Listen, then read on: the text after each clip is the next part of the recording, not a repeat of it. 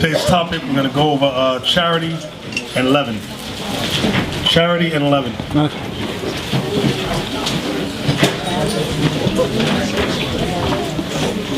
But before we get into that, we're going to open up with Romans chapter 3.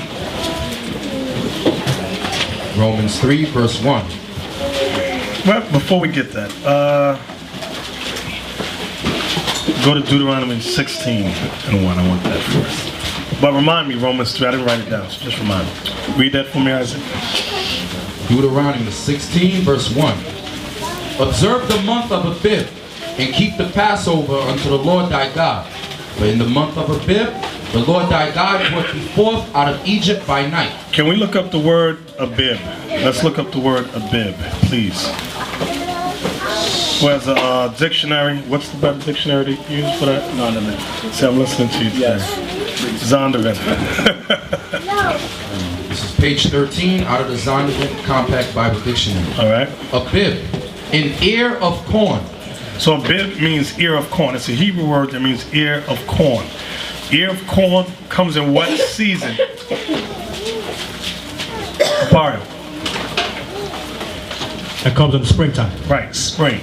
So the translation is referring to spring. So the month of Abib is the first spring month. Everybody understand that? Yes, sir. All right.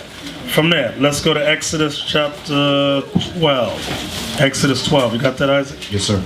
Okay. Exodus 12, verse 2. This month shall be unto you the beginning of months. It shall be the first month of the year to you. So he's referring to the month wherein Passover comes. Passover comes in what month? Y'all forgot already? Abib. Thank you. Abib. Exodus 12 is referring to the same thing. Read it again. This month shall be unto you the beginning of months. So the first month, according to God, is the spring month. Okay? Can we go back to the Bible dictionary real quick? I think it tells you. Calendar. Look under calendar. We looking under calendar? Mm-hmm. Look under calendar for Abib. It lets you know when it generally falls, when it comes. Oh, Abib. It says Abib. It says after. Yeah. It says after the exile, the name was changed to Nisan. It fell about the time of our March and early April. That's what I wanted. Read it again, please, for the officers. It fell about the time of our March and early April. So the month of Abib falls between March and April. Not February. Any Israelite telling you that Passover is February is insane. Some of y'all follow some of them cuckoo groups out there on YouTube. February. What the hell is this? Now, let's go back to Exodus 12. Exodus 12, verse 2. This month shall be unto you the beginning of months. So, is something wrong with his mic? I can barely hear him. Read it again. This month shall be unto you the beginning of months.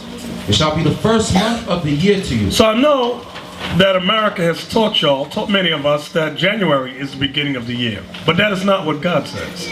The Most High God says that this month of Abib, this spring month, shall be the beginning of the year to you.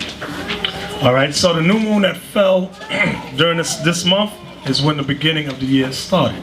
When was the last new moon for March? 11th. It was the 11th? Evening of the 11th. Right, the evening of the 11th. So that was the beginning of God's new year. It's right here. Yeah, go ahead. This is calendar. All right? Tell them where you're reading from. This is the Zondervan Bible Dictionary. This is under calendar. It says synchronized Jewish sacred calendar.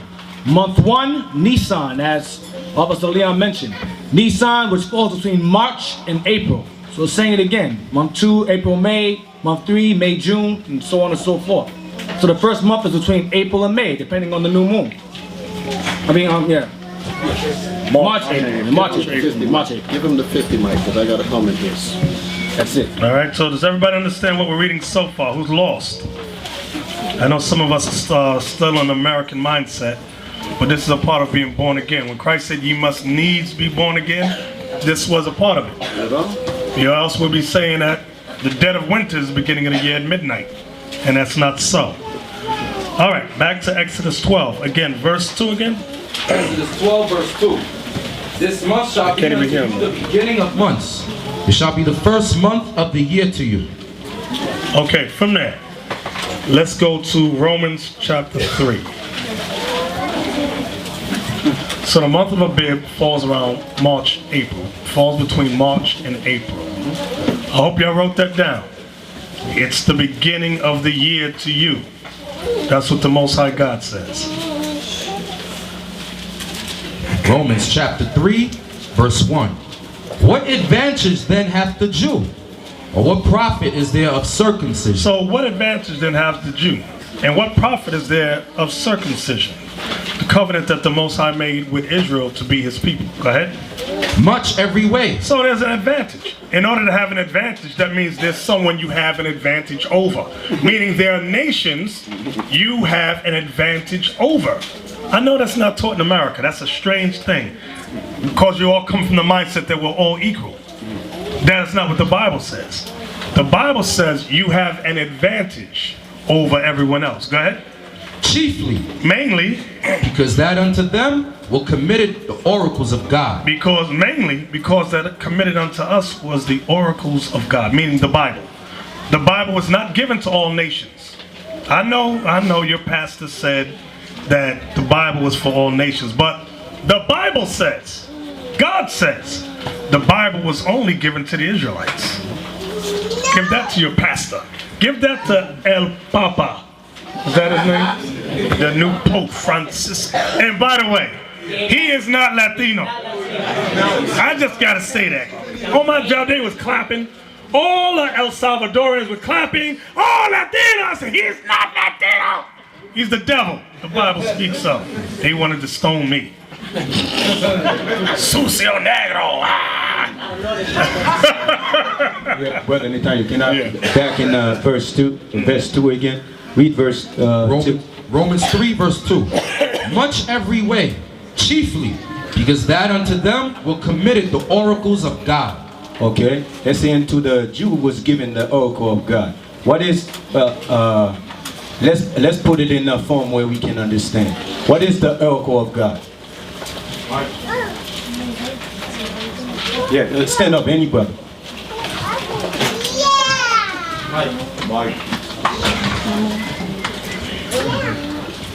The word of God. Yeah. 1 Peter 4:11. Yeah, make it in one word. God's laws was given to the Israelite, right? Yes, if sir. God's laws, who created the whole universe, was given to the Israelite, so why God said what advantage? That means you was made judge to judge the whole earth. That's make you different than the other nation. You was making judge because God give you His laws. If that's His world, so He give you His laws. So what He's telling you, you're supposed to judge all nations. They make you different than all nations. We're not equal. We're not friends. We're not classmates. We're not nothing. You understand? There was made nothing. We was given the oracle of God, laws of God to govern the world. Exactly. Verse 3, Isaac. Verse 3. For what if some did not believe? Some of you in here might not believe. Some of you online might not believe in anything this Bible says. And some of you cherry pick. You know you got some that believe, some that don't. Then you got the cherry pickers. I accept this part, and this part, but not that, and that. Read it again. For what if some did not believe? Shall their unbelief make the faith of God without effect? God forbid. So because you don't believe certain things in this Bible, does that mean a hill of beans to the Most High? Is that going to change any prophecy the Bible says? Because you don't believe. Who gives a damn about you? Let Aitan read for a few minutes. I got it. All right, Aitan, you read. You got to fix that mic over there. Read Romans 3 and 3 again. Romans 3 verse 3.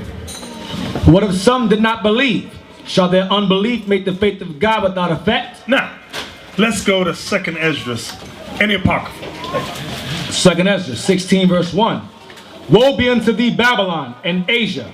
Woe be unto thee, Egypt and Syria. These are prophecies for the last days for these nations, guys. Gird up yourselves with cloths of sack and hair. Bewail your children and be sorry. Your destruction is at hand. The Most High ain't done with these nations. These are the same nations the Most High destroyed before they came back. Go ahead. A sword is sent upon you, and who may turn it back? A fire is sent among you, and who may quench it? Here it come. Plagues are sent unto you, and what is he that may drive them away? So the Bible prophesies that God would send plagues upon these nations. Get a light. Can we go to the news article number 1, please? March 3rd, 2013. If we hadn't already seen enough biblical events this year, a plague of over 30 million locusts swarmed over Egypt's cities and farms. Now I want y'all to take notice. Notice it says 30 million locusts. I want y'all to remember that. 30 million. It's going to play a part later on. Go ahead. Over Egypt's cities and farms just 3 weeks before Passover begins. So now, some of you don't believe in the Most High. Some of you got your doubts. Oh, that was them plagues. Now he sent locusts. He said, I'm going to strengthen my servant's faith. So when y'all see things like that, this is meant to strengthen your faith. That what we're reading in the Bible is true and accurate, not doubt. Go ahead. But put your apocalyptic fears to rest. This happens every year as part of the locust's natural migration pattern. Now that ain't true. Every year, 30 million locusts do not hit Egypt. That's Esau's cunning media to dumb us down. Damage control. Though this year's swarm is especially large. See that? This year's swarm is especially large. Go ahead. That doesn't mean Egyptians aren't freaked the heck out by the millions of nasty bugs buzzing through the air at all hours of the day and night, possibly descending upon the agricultural fields where they're known to destroy entire crops, just like the actual Passover story. Now, pause there. Let's go to the next. Go to the next one. Okay, go. Okay, notice at the bottom of that. Shem, read that also. Go ahead. Conflicting reports aside, Moen insists that the government has everything under control. Now, I thought this happens every year. Why they got to go to the government and ask them, do they have everything under control? Go ahead. Egyptian armed forces and the border guards are attempting to fight the swarm with the means at their disposal. I thought they go through this every year. You see how they be lying? They trap themselves up? Go ahead. The agricultural minister said, I asked the families living in the locust plague areas not to burn tires. This does not chase away the locusts, but only causes damage and could ignite large-scale fires that would cost in lives. Also, that smoke isn't doing Egypt's grandchildren any favors. Scientists anticipate that as global warming worsens, plagues like this will also get worse. So plagues like this will also get worse. So I thought this happens every year. Lie. Okay, now below is a video. Y'all can look at that on YouTube. Now go to the page 3. This is another article. Read the top. Locust swarm of biblical proportions strikes Egypt, Israel before Passover. So the swarm of locusts hit Egypt. Now they're going over to Israel. Because guess what? The people in Israel ain't the biblical Jews. They are, let me say it again in case I stuttered. They are not the biblical Jews. Right. Can we read the story now? Go ahead. 3 weeks before Passover, a plague of locusts is swarming from Egypt to Israel, sparking fears among farmers in the region. But I thought they go through this every year. Lie. Go ahead. The timing of insect invasion is eerie because the Bible's book of Exodus tells of 10 plagues that hit Egypt before Moses and the Jews were allowed to leave for the promised land. A plague of locusts was eighth on the list, but Pharaoh didn't relent until the 10th plague, which killed off all the Egypt's firstborn sons.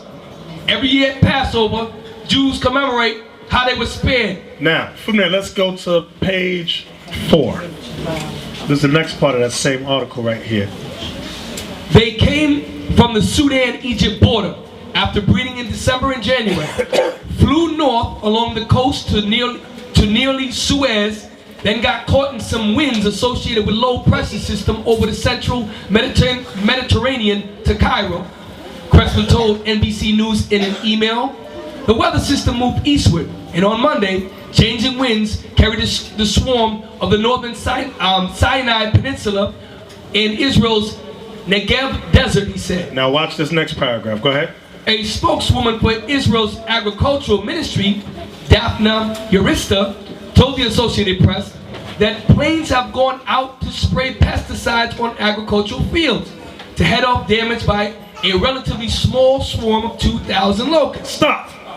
They said 2,000. What's the problem with that? What did the first article say? 30 million. You see, all that is to dumb down Negroes and Latinos. Oh, they simple. They'll never know. They won't figure it out. Go ahead. Authorities called upon residents to be vigilant in reporting locust sightings. Okay, now that was that. Let's go back now. Thank you, Shem. Let's go back now to 2nd Ezra 16. Yeah. How can they count them? I can't hear you. How can they count them to say that there's 22,000? Exactly. Exactly. 2nd Ezra 16. I want to jump down just to verse 20, please. 2nd Ezra 16, verse 20. Pay attention. But for all these things they shall not turn from their wickedness, nor be always mindful of the scourges. Meaning the nations that the Most High plagues. They will not be mindful of their wickedness, nor of the scourges that God would constantly send upon them. Okay? From there, let's go to Luke 22 and 1. Luke 22 and 1. So, what if some do not believe? To hell with you. The Most High ain't going to lose no sleep because you don't believe. You die, doubt. We went from the Bible to a news article and some of you still doubt. Most High ain't going to shed a tear over you. Neither are we. Luke 22, verse 1. Now the feast of unleavened bread drew nigh, which is called the Passover. So, the Feast of Unleavened Bread is also called what? The Passover. Now, Exodus 13 and 3. Let's go there. Exodus 13, verse 3. And Moses said unto the people, remember this day in which ye came out from Egypt. Wait, what month was this? Uriel, what month was this? The month of Abib. The month of Abib. When does it fall, Uriel? When does it come? Between March and April. Between March and April. What season is that? Springtime. Okay. Now you can have a seat, brother. You're like a yo-yo over there. Read that again, I thought. And Moses said unto the people, remember this day in which ye came out from Egypt, out of the house of bondage. For by strength of hand the Lord brought you out from this place. There shall no leavened bread be eaten. So now, read again. Read the next verse, This day came ye out in the month of Abib. Now read the bottom of verse 3. The Lord brought you... There. Oh, there shall no leavened bread be eaten. What does that mean? There shall no leavened bread be eaten. Corey. What do you say? Azrael. Azrael, thank you. Speak. That means Go ahead, just speak. that means anything you have in your house with yeast in it, you're supposed to throw it away. Very good. When we left out of Egypt, we didn't have no leaven. No leavened bread was eaten. Because in order to make the bread rise, you got to put, what is it called you put in there? Yeast. Baking powder. Sometimes they call it what? Baking powder. Baking powder to make that bread rise. From there, let's go to Exodus 12 and 15. Bear with me if I'm hesitating in my speech. A little under the weather. Getting over it. Exodus 12 and 15. We're going to read down to 19. Start at 15. Exodus 12, verse 15. 7 days shall ye eat unleavened bread. Stop. 7 days shall you eat unleavened bread. Go ahead. Even the first day ye shall put away leaven out of your houses. For whosoever eateth leavened bread from the first day unto the 7th day, that soul shall be cut off from Israel. Who does not understand that law right there? Now, I know some of y'all want to cherry pick right now. Cherry pick because, you know what? I spent all this money on these cakes, on these foods that got yeast in it. You telling me I got to get rid of that? Can we read the verse again? I ain't telling you nothing. But let's see what God is saying. Verse 15. 7 days shall ye eat unleavened bread. Even the first day ye shall put away leaven out of your houses. But whosoever eateth leavened bread from the first day unto the 7th day, that soul shall be cut off from Israel. So Mike, Mike right there. What do I mean? Mike. It means that anybody that eats leaven within that week of Passover shall be cut off from the nation. All right. And the Most High is serious about his laws. So Mike, what if we got leaven in our house? I got some Oreo cookies with leaven and I just bought them. What should I do? Throw it out. I got some ice cream and it says on there like they got ice cream with Oreo, any of you ever had that? Cookies and cream. You read the ingredients, it says yeast. What should I do? The Lord says to throw it out. So, should I throw it out right now, today? No. What should I do?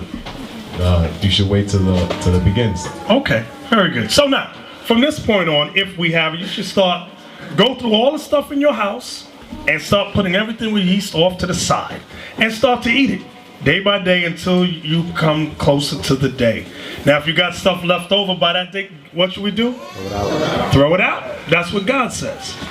That's what he says. Now, I know some of y'all, a lot of us in here got kids. Check your cars. Kids have cookies all under the seats. Check your toaster. Some of y'all forget to empty out that toaster. Got breadcrumbs all in there. Throw that stuff out. Most times to get all the yeast out. And there's a reason behind it. There's a reason behind it. Let's read down, Isaac. Verse 16. And in the first day there shall be an holy convocation. Now, convocation means what, Isaac? It means a holy gathering. Holy gathering, assembly, right? And in the 7th day there shall be an holy convocation to you. So the 7th day also is a holy gathering. The first day and the 7th day, a holy gathering, right? No manner of work shall be done in them, save that which every man must eat, that only may be done of you. So the only thing you can do is what pertains to you cooking for the Passover. No work though, right? And ye shall observe the feast of unleavened bread. For in this selfsame day have I brought your armies out of the land of Egypt. Therefore shall you observe this day in your generations by an ordinance forever. For how long? Forever. How long? Forever. So we can't cherry pick this thing. It says forever. Go ahead. In the first month, on the 14th day of the month at even, ye shall eat unleavened bread until the 21st day of the month at even. 7 days shall there be no leaven found in your houses. For whosoever eateth that which is leavened, even that soul shall be cut off from the congregation of Israel, whether he be a stranger or born in the land. So that goes for your kids too. Oh, but little Johnny likes cookies. To hell with little Johnny. Get the cookie out. He ain't gonna die. Give him some fruits and vegetables. How about that? His teeth rotting out his head anyway. Give him something healthy for 7 days. Think of it like a healthy diet for a week. Yeah, From there. Brother Nathaniel, his other congregation teach that you can do that.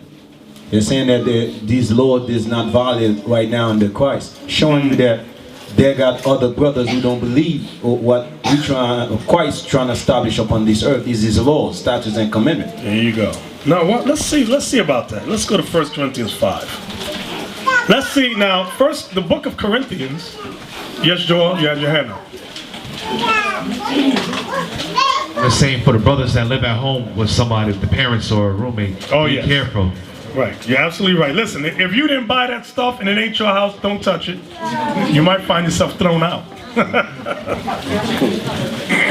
Thank you, Joel. 1 Corinthians 5:1. Now, the book of Corinthians was it written before Christ died and resurrected or after? I'm all. When? Book of what? I'm sorry, I didn't hear. Corinthians. It was after Christ died. After Christ died and resurrected. That's very important in understanding. Because there's a dumb doctrine. Our people follow these doctrines from the white man that says these laws don't pertain to us in Christ. The Passover, for example. But you'll celebrate Easter. Remind me to mention women with them big hats on Easter. Don't let me forget that. 1 Corinthians 5:1. 1 Corinthians 5 verse 1. It is reported commonly that there is fornication among you, and such fornication as is not so much as named among the Gentiles. Uriah, what is fornication? What is fornication?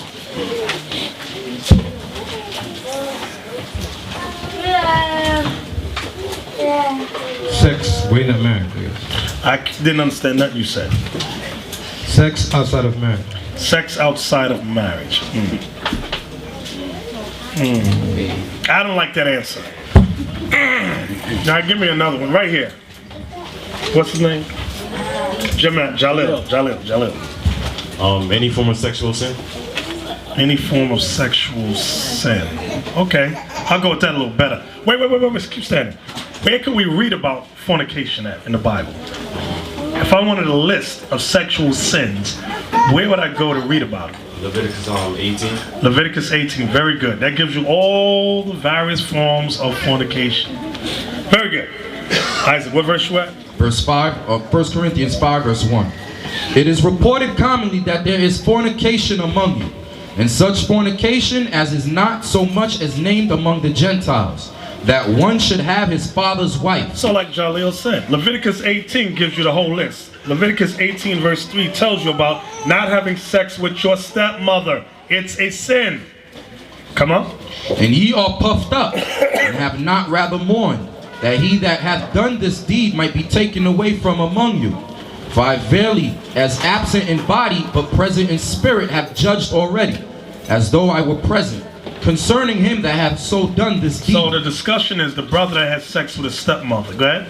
In the name of our Lord Jesus Christ, when ye are gathered together in my spirit, with the power of our Lord Jesus Christ, to deliver such an one unto Satan for the destruction of the flesh, that the spirit may be saved in the day of the Lord Jesus. Let's examine that verse. To deliver such an one unto Satan for the destruction of the flesh. What does it mean, destruction of the flesh? Nobody has a clue. Hananiah. Destruction of the flesh is killing your body. Right. Death, destruction, kill that Negro. That's what Paul is saying. He delivered him unto Satan that he might be put to death under Satan. That's what he was saying. I know, oh no, not my Paul, not Paul. He's so Christ-like. Yeah, that is Christ-like. Sometimes a brother do something so wicked, he got to go. Let Satan deal with him. Read it again, Isaac. To deliver such an one unto Satan for the destruction of the flesh, that the spirit may be saved in the day of the Lord Jesus. Now, what does it mean that the spirit may be saved? Does that mean he's the devil, he gets put to death, and now his spirit is saved? Is that what that means? The spirit is talking about is the spirit of the church, because if that brother remains, he can corrupt everyone. Thank you. It's talking about the spirit of the church. And as we read down, Paul is going to explain that's exactly what he means. Go ahead. Verse 6. Verse 6. Your glorying is not good. Know you not that a little leaven leaveneth the whole lump? Now you gotta know a little something about baking. Baking. A little leaven. Leaven is another word for what? Okay, yes, I want the literal meaning. A little yeast leaveneth. Who can explain it? Who can explain that? In modern terms, you're in the kitchen, Abiel. Stand up, Abiel. Stand up. You're in the kitchen. Explain to me what's going on. A little leaven leaveneth the whole lump. You're on. Take yeast, you put it in dough, put water, you let it sit. An hour later, it rises. Very good. Everybody understand the analogy? So now Paul is not literally talking about yeast, leaven. What is he talking about? Sin. Read it again, Isaac. Verse 6. Your glorying is not good. Know you not that a little leaven leaveneth the whole lump? Go ahead. Purge out therefore the old leaven, that ye may be a new lump, as ye are unleavened. Stop. Read again, verse 7 again. Purge out therefore the old leaven, that ye may be a new lump. Stop. Purge out therefore the old leaven. What is he talking about? What is Paul talking about? Paul's talking about getting rid of the sin out of your life. That's what he's talking about. And becoming a new man, meaning what? That you're righteous now, you're keeping the laws of God. So you're getting rid of all the sin that's in your life and also in the body. Okay. Zakai, you keep standing. Now, because I know you know this. Thank you, whoever gave me this little piece of candy. I sure do need it. Zakai, now I want you to keep in mind from verse 1 what has happened in the church of Corinth. Right. So when he says, purge out therefore the old leaven, is he talking about some individual, just take the sin out of yourself? Is he? No. He's okay, talking you're about, wrong again. yeah, he's talking about those ones that were committing that. Those ones? That man that committed that sin, that committed that fornication with his father's wife. Get rid of that man. Thank you. Right. That's what he's talking about. Read it again, Isaac, please. Verse 7. Purge out therefore the old leaven, that ye may be a new lump, as ye are unleavened. Okay. So now, Paul is Mike. What is he saying? That Christ is our Passover. Before that. Purge out the old leaven? I want that. Oh, get rid of that individual that was committing that sin. Get rid of that individual that was committing that sin. Why, Mike? Why? Because his sin will increase amongst the congregation. What do you mean by that? mean, if you let one person get away with sin, then other brothers are going to catch that spirit and increase. You understand that? Yes, sir. Okay. Jalil. Is what he said right? Give me an example.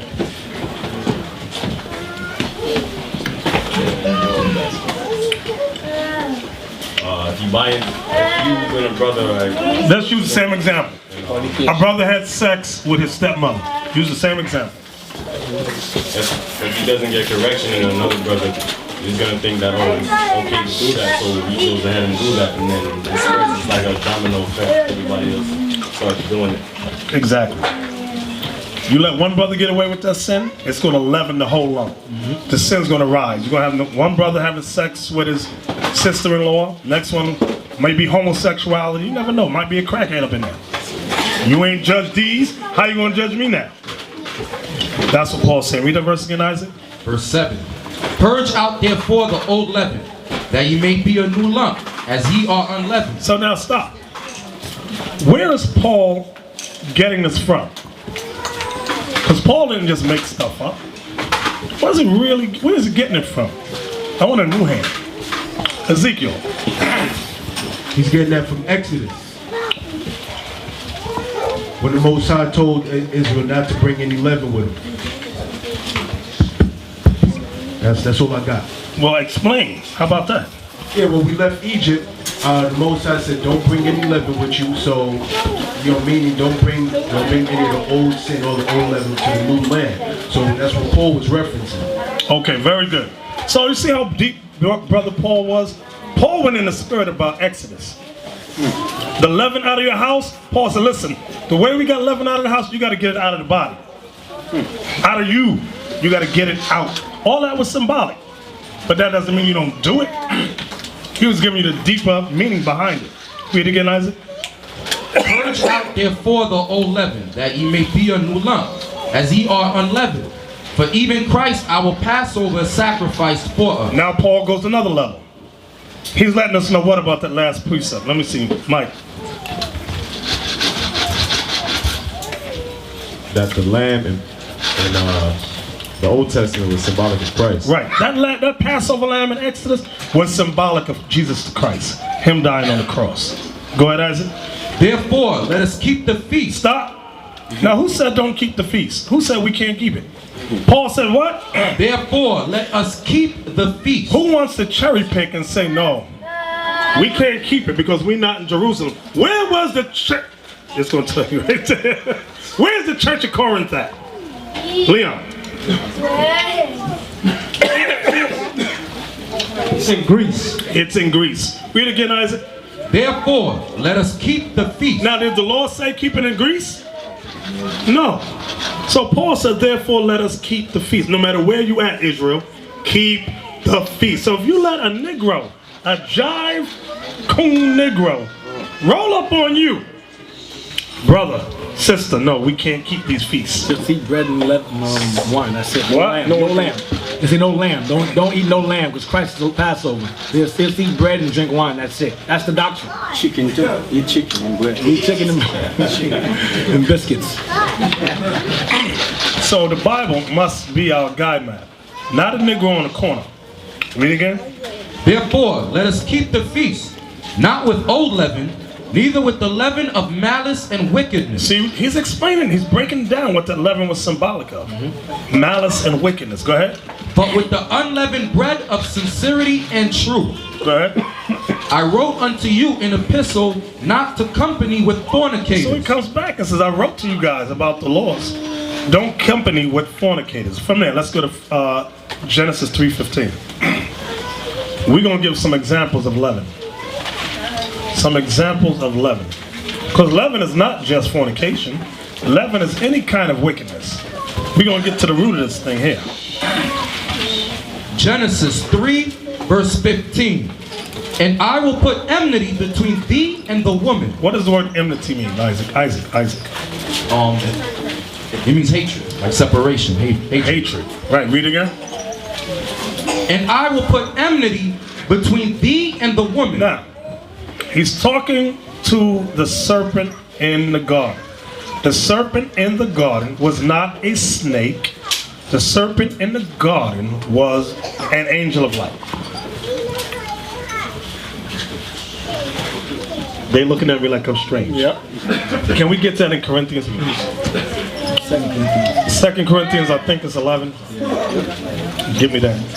Y'all just, some of y'all looked at me like, what the hell? This is a cult.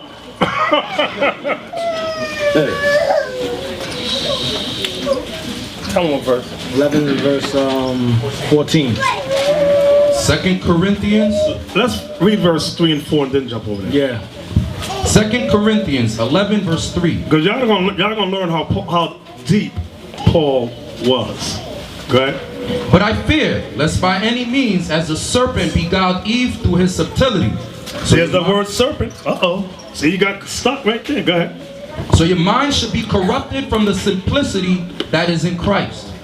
For if he that cometh preacheth another Jesus, whom we have not preached, or if ye receive another spirit, which ye have not received, or another gospel, which ye have not accepted, you might well bear with him. Have our people as a whole accepted another Jesus that the Bible does not preach about? Yes. Yeah, we follow the white image of Christ.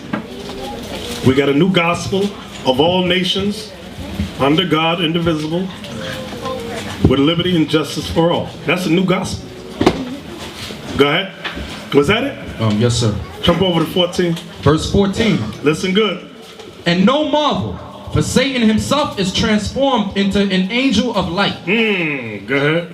Therefore, it is no great thing if his ministers also be transformed. So Paul told you about Satan. He transformed into an angel of light. He did not come to Eve like a cobra. What did the Lord say? And Eve was talking to the snake. That didn't happen. He came in power. Satan came in power, looking like top-notch dude. Eve was like, wait, whoa, this guy looks like he got some wisdom here. That's what was going on. Let's go back now to Genesis 3:15. They say about the white man. Right, that's what they say about the white man. This guy looked like he's smart. That's the serpent in the garden. He's that serpent in the garden. Genesis 3 verse 15. And I will put enmity between thee and the woman. So now, y'all think that woman right there is just talking about Eve. Is the woman only talking about Eve, or is it going beyond Eve? Mike, let's go back to you.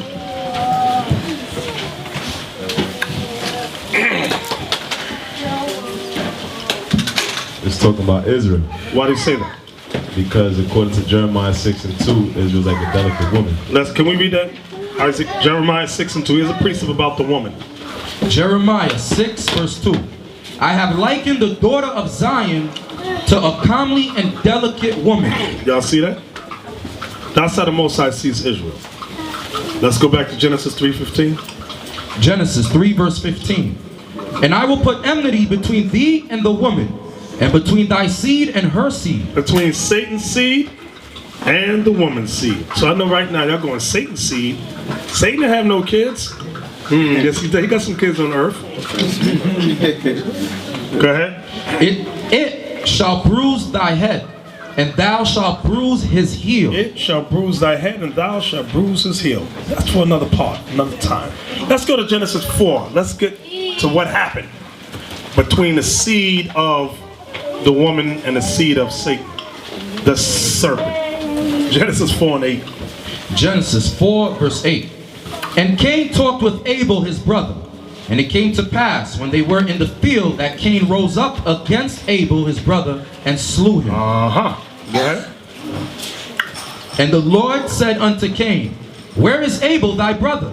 And he said, I know not. Am I my brother's keeper? Now that is the national anthem for blacks and Latinos today. Am I my brother's keeper? Yes. Yes. Yes. I know it's a hard pill to swallow, but yes you are. Cain couldn't understand that thing. Read on. And he said, What hast thou done? The voice of thy brother's blood crieth unto me from the ground.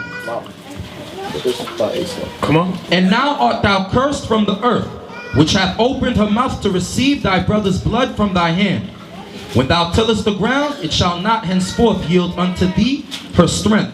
A fugitive and a vagabond shalt thou be in the earth. Read verse 12 again. I'm going to give you the meaning behind that verse.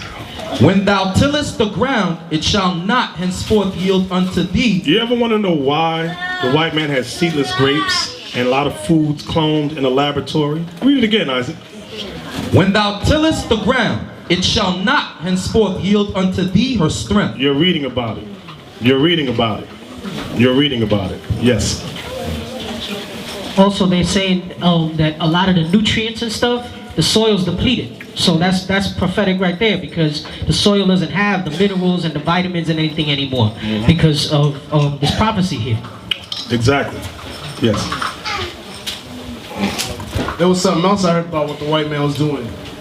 On the show Doomsday Preppers, the crackers, they buy something they call heirloom seeds. What these seeds are, whatever you grow from those seeds, that product also bears seeds as well. So that means whatever you buy in the supermarket, even though it has seeds, when you plant it, it's going to grow a genetically modified plant. You can't reproduce anything you buy. You have to buy an heirloom seed to get a seed-bearing plant. Y'all see that? Wow. So now, get Isaiah. We're coming right back here. Get Isaiah, one of the famous scriptures, Isaiah 46 and Isaiah 10. Y'all know what I want. For you Bible doubters, I doubt that. Isaiah 46 and verse 10. This is about the Bible. Go ahead. Declaring the end from the beginning, and from ancient times the things that are not yet done. So the Bible declares what? Read it again, Isaac. Declaring the end from the beginning, and from ancient times the things that are not yet done. Let's go back to Genesis 3 now. Genesis 4, I mean. Genesis 4. Declaring the end from the beginning. Declaring the end from the beginning. The word Genesis means what? Beginning. Beginning. Genesis 4 verse 12. When thou tillest the ground, it shall not henceforth yield unto thee her strength. So now you know why the ground is depleted. That was a curse put on the seed of the serpent. Okay? That's why, I'll bring that up later. Go ahead. A fugitive and a vagabond shalt thou be in the earth. Stop. Read again. A fugitive and a vagabond shalt thou be in the earth. What's a fugitive? What is a fugitive? I want some new hands, so I know people got some kind of Levi. So I know some of y'all got a clue in here. Can't have coolest brothers rolling with me. If somebody's running away from their homeland, they have nowhere to go. They're always running from place to place. They have I want something better than that. He ain't said. Y'all stop. He said you ain't said nothing. You whistling Dixie over there. Haim. Wait. Before we go there, Levi, take the microphone back for a second. You just woke me up with that one. So, what is a refugee? A refugee is somebody who's taking refuge in another place, like come from if their home is destroyed, so they go to some other place to take refuge to stay in the place. So what you said a fugitive was? A fugitive is somebody who's running away from some other place, like Esau. Running away from what? From destruction or from persecution, something like that. No. You ain't bringing it home, man. Don't you watch the news? Yes, I do. Okay. Go ahead. Haim. A fugitive is somebody that's running away from the law. Why? Because they have committed a crime. Right. A fugitive is someone's running away from the law. A criminal on the run. That's a fugitive. A Levi. That's a fugitive. I wanted you to get that. I know it sounded kind of rough how I said it, but I want you to understand that there's a distinct, Levi, you listening? There's a distinct difference between what you were saying that it is and what it actually is. A fugitive is a man that's running from the law, running from justice. Yeah. Right. What you was explaining, brother, is a refugee. Right. All right. That's what you was explaining, a refugee. Mm-hmm. You was explaining when the Haitians came over here on that raft.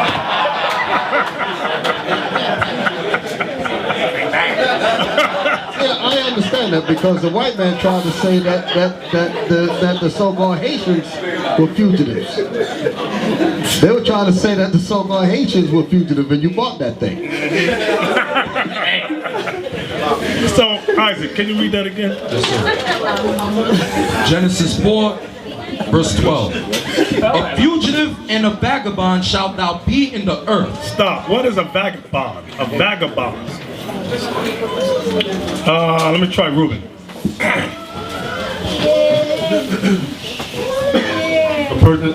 A person that wanders place to place. Okay. A bum. He ain't got his own homeland. He's a bum. Just everywhere. Read it again, Isaac. A fugitive and a vagabond shalt thou be in the earth. So now, y'all want to, this is what God said about, who is he talking about? Cain. A fugitive and a vagabond.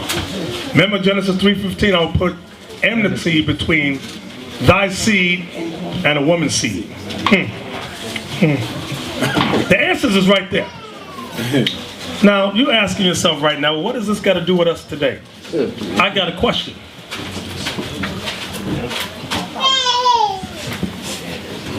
I'll start with the Dominicans. I'll start with y'all. They got a big statue of Cristobal Colon in the city of Santo Domingo. Would you consider Christopher Columbus a fugitive? You hear the hesitation? Yes. Do you hear the hesitation? I heard it. So they don't know. He might be looking at you. Your harboring terrorist. How many Dominicans in here? Raise your hand. Let me see the Dominicans. Uno, dos, tres. Some of them hide. They're hiding. Okay. Move the chairs out the way because they're under the chairs. Wait, you know, I don't think they're the only ones. I think the Puerto Ricans got that daggone statue over there too. Do y'all got that statue in PR? Yeah, he's there. Oh, okay. Damn. He's in 8. Okay. There's a whole fort named after him. Let's get this. All you Latinos, raise your hand. Let me see your hand. Raise your hand. Okay. All right. Keep your hands up. Let me ask the new brothers. Them two new ones right there. Christopher Columbus. What's his history? Give him the mic. I want to hear about Christopher Columbus. He discovered. Wait, let him talk. That was an audio glitch. We wanted to Okay, you hear what he said? I didn't hear him. Say it again. There was distortion. Well, hold it. The reason why we wanted it again because we don't want any distortion. We want all of the syllables to go into the recorder. Come on with it. That's the history, so-called history, that Christopher Columbus discovered Puerto Rico. See, okay, now we're talking. No, okay, there we go. Now it's in there now. Okay. Anything y'all want to add to his history? Historically? Come on. Okay. Any teacher school, bring it out. Don't hide. Anything else? Oh no. Okay. Wow. No. Okay. Let me hear the young man get a lie right here. Get a lie. You tell us about Christopher Columbus. He want to put on the mic too. Come on with it. Alright, so he came on a mission to take over because he studied the scriptures and asked for permission for the European powers to come over here to take over these lands. Who are the European powers? Oh, he asked Get to the two main characters, please. Spain and Italy. Okay, in Spain, who were the two people? I forgot the two people. King, write this down, Ferdinand, and Queen Isabella. Okay, go ahead. So when he came over here, he just started killing everyone. Where'd he go first? Puerto Rico or Santo Domingo? Santo Domingo. Okay. Then he hopped over to Puerto Rico. Okay. Then he started coming back and forth to everybody from Europe and bringing. What did he do? He raped, massacred, and robbed all of our people. Okay, he raped, robbed, and massacred all of the people. He sent y'all to Spain, forced Spanish on you, made you slaves of the Catholic Church, El Papa.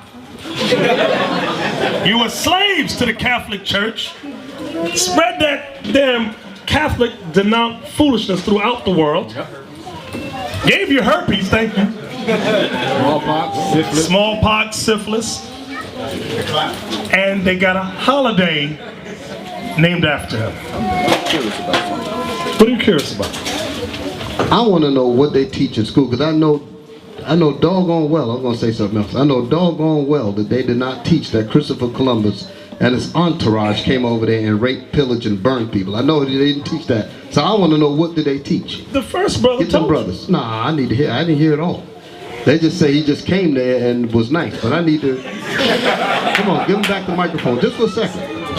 I need to... Because y'all just can't ramble over that kind of stuff, because this poison is going out throughout in the schools now. So let's expound on it just for a second. What do they teach? Because the elder asked a question. They got a doggone statue over there. That statue's got to represent something too. When the Dominican kids look at it, it got to bring something to mind. You follow me?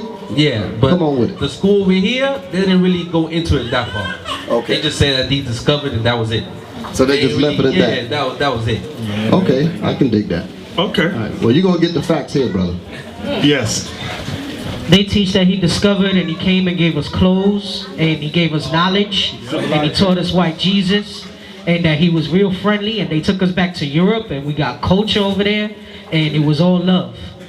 Can we show some, where's Bezalel? Can we show some pictures? That's what I was thinking. Can we see some photos of what the conquistadors did? I need some conquistadores photos while we're talking, just briefly. I know y'all asking right now, what does this got to do with Genesis 4 and 12? It has everything to do with it. Yes. They also claimed that we were savages. Yes. When they came here. That we were savages, we had no civilization, no cities, we were just living off a coconut, basically. Exactly. See? So that's why they brought you to Spain to civilize you and all that other stuff. That's what I'm thinking that they teaching in the schools. I want some photos now. I just want some brief photos. Give the people some visuals. Yeah, we want to give the people some visuals. So y'all know this is not a hate campaign. It's not about hate. This is about truth. Here's one of them burning our feet. Okay. Okay, do y'all see the Indio on the bottom getting his feet burned? Oh, can you point to the fire, Malachi? I want them all to look Point at to this. the fire. Get an eyeball full of that. This is what Columbus was doing. You say it again, what you were saying? Oh, the gentleman on the floor. You can tell that he's a conquistador based on what he has on his head. Okay. So, I want the new brothers. New brothers. I want y'all to pay attention. Because when we ask you again, you're going to be like, I'm confused. Do you see what Christopher Columbus was doing to the brother on the floor? Burning his feet with fire. Let's go to the next photo. Okay, that's another one of them burning their feet in the fire. Okay, I like this. Move that one over. I want to see that. Do y'all see them hanging up what they call today the Latinos? 13 at a time, representing Christ and the apostles. That's why they did 13. And smashing the baby's head against the rock. This is your fabulous Christopher Columbus and his people, conquistadores. Next one. Let's go to the next one. More feet burning. Oh, they're burning his whole body. Yep. They burning him alive. Look in the background. Deacon Malachi, can you point to that lady in the back with her hands cut off for not bringing enough gold? Right there. Yes, right there. Yes, right there. Yes, yes. If you did not bring enough gold and diamonds to the conquistador, they cut your hands off. Or your nose or lips. Or your nose or lips. Sent you back home. Let's go to the next picture for the fabulous Christopher Columbus. Okay. You have the picture with the pit where they were throwing him in the pit, where there was spears sticking up, where they was impaled on That's them. the next one. Okay. All right, let's see that one. We need some more reality. Okay. Y'all seen 300? Remember that pit they kicked that dude in? The conquistadors was doing that. They was kicking out people in pits, but them pits had knives and spears in there.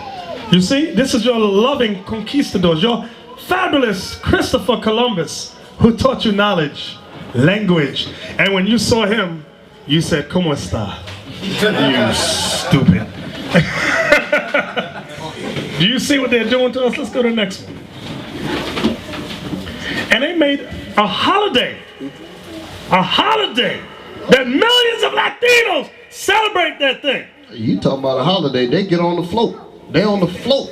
They on the float, right? On the float, floating down Fifth Avenue in honor of this demon. With Hot 97 and Right, with Hot 90, Angie, what's her name? Angie Martinez, yeah. La Mega. La Mega.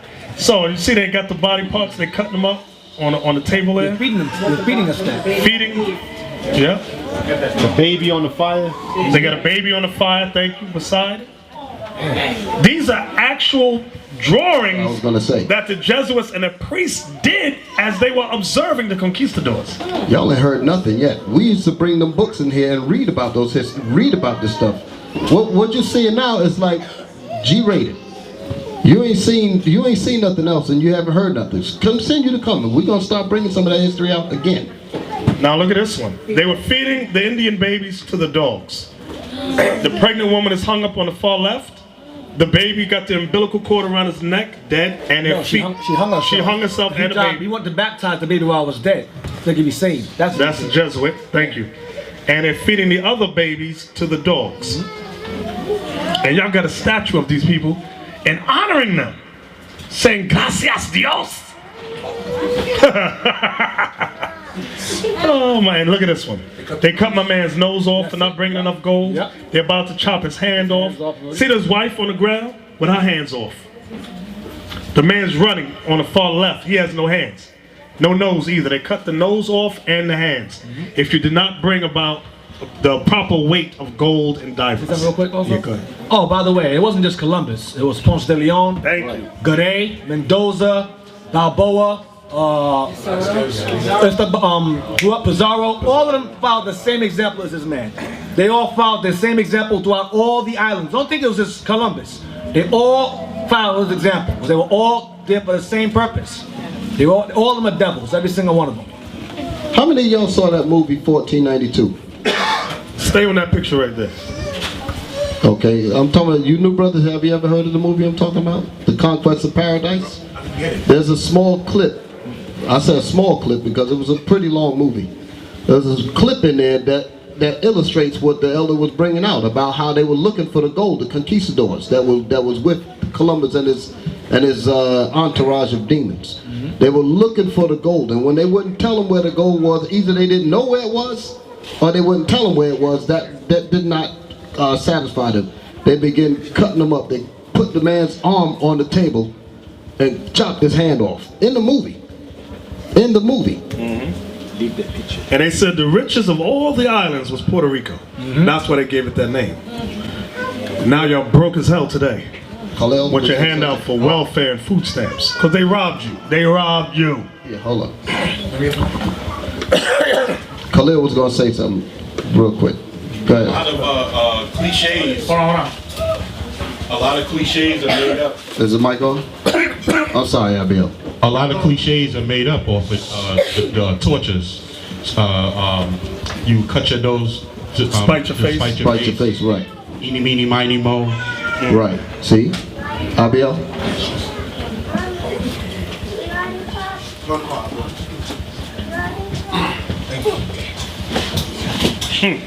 Puerto Rico right now is in real dire straits. Like they're even telling us not to even travel over there because of the crime. There's high crime out there. And you got because of the crime. Now you might ask, maybe they're just crazy. Puerto Rico, port of riches, one of the richest of all the Caribbean islands. You going where I'm going. Go ahead with it. They got robbed. They give you welfare. Then they want to know why crime is on the rise. Cause you robbed me.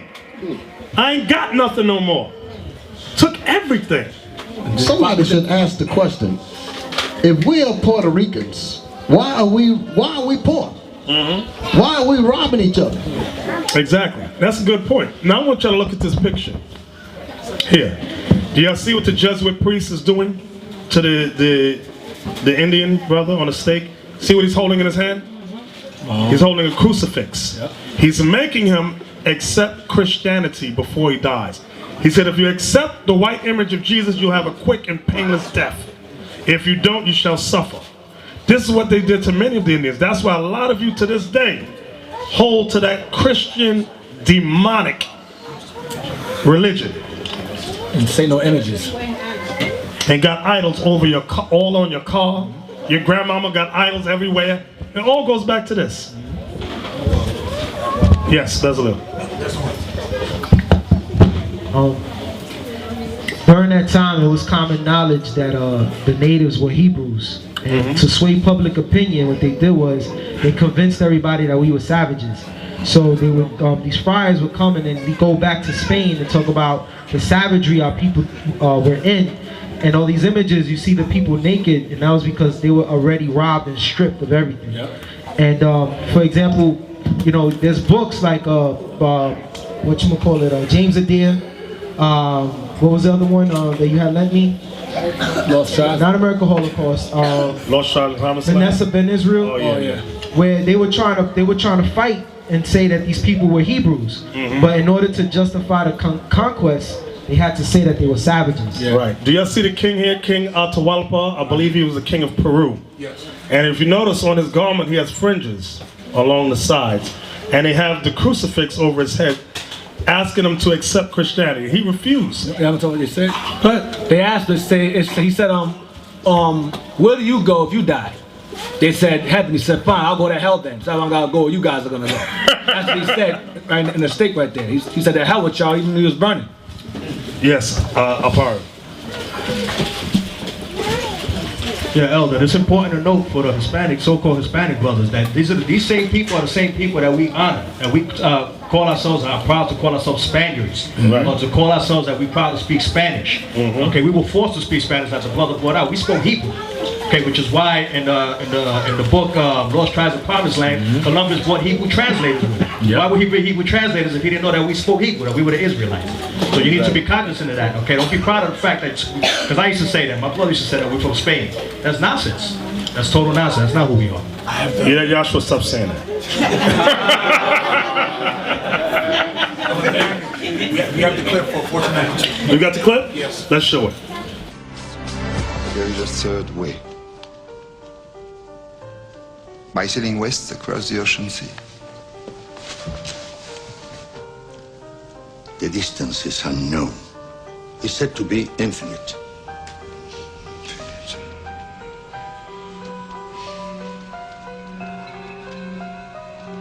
Superstition. I believe the Indies are no more than 750 leagues west of the Canary Islands. Can you be so certain? The calculations of Toscanelli, Marin de Tir, Esdras. Esdras is a Jew. So what's worse? 2 minutes, and already you're a dead man. For telling the truth? Yes.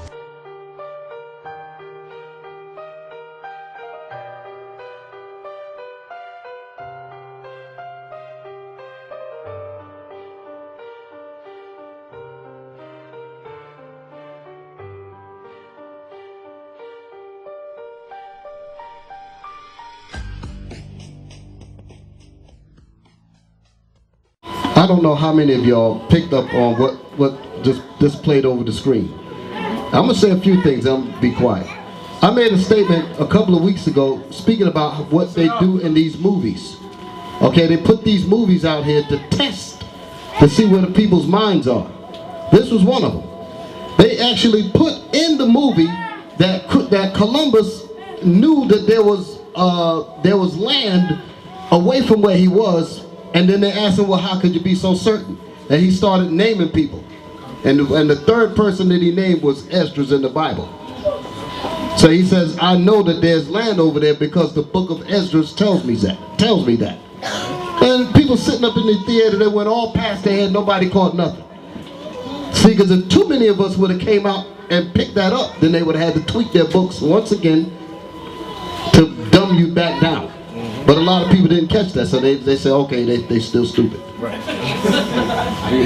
But then you notice the Apocrypha, they take it out. Then why he mentioned Ezra? That's what he's talking about. You understand? And he asked that because he said, why would Ezra, who's a Jew from the Eastern Hemisphere, know about the Western Hemisphere? That's why he said he was a Jew. He said, so was Christ. That's why he asked that question.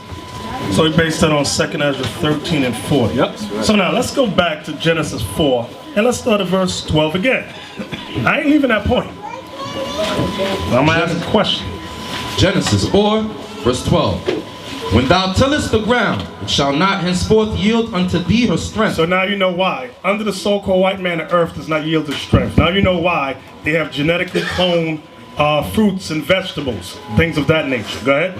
A fugitive and a vagabond shalt thou be in the earth. So a fugitive, meaning a person who's running from justice, someone who has not paid for their crimes. Here's a question for you. Has Christopher Columbus, the conquistadors, let's say Spain, have they paid for their crimes? No. You're honoring them. You're honoring them. Your mothers are honoring them. Your daughters, your sons are honoring them. They're still fugitives in this earth.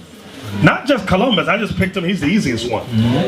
But all so-called white people who have done heinous crimes to the 12 tribes of Israel, none of them have paid for their crimes yet. So what we're reading right here is pertinent for today. There is one thing that I did notice about that statue that was sitting over there in Santo Domingo, is that at least the birds had enough sense to doodle on it. Doodle all over the statue. So the birds know. The people down there, they be like, oh, he's a great man, but birds say, this piece of, let's doodle on it.